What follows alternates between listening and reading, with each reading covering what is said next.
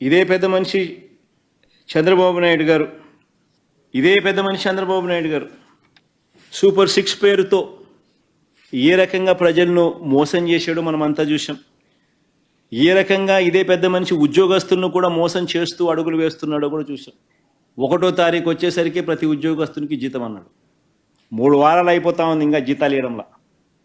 6 నెలలు కాల. ఇది పరిస్థితి. ఉద్యోగస్తులందరూ ఐఆర్ కోసం ఎదురు చూస్తున్నారు. మా ప్రభుత్వం వచ్చిన నెలలోపే ఐఆర్ ఇచ్చినాం 27%. ఈరోజు ఉద్యోగస్తులందరూ ఎదురు చూస్తున్నారు. 6 నెలలు అయిపోయింది చంద్రబాబు వచ్చినట్టు, ఇంతవరకు ఐఆర్ లేదని. 2 డిఏలు పెండింగ్. మా హయాంలో పిఆర్సీ చైర్మన్ను మేము నియామకం చేసి సరైన సమయంలో ఉద్యోగస్తులకు మంచి జరిగేట్టుగా అడుగులు వేస్తే ఈ చంద్రబాబు నాయుడు వచ్చిన తర్వాత ఆ పిఆర్సీ చైర్మన్ను వెళ్ళగొట్టాడు. బలవంతంగా రాజీనామా చేయించినారు. చేయించిన తర్వాత కొత్త పిఆర్సీ చైర్మన్ వేయాలన్నా?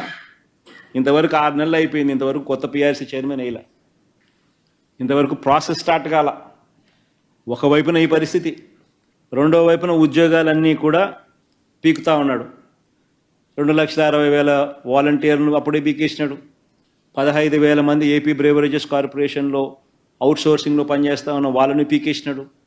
104, 108 రెడీగా ఉన్నారు. వాళ్ళు స్ట్రైకులు ధర్నాలు చేస్తాను, జీతాలు ఇవ్వడం లేదు మాకని చెప్పి వాళ్ళను పీకడానికి రెడీ అవుతున్నాడు.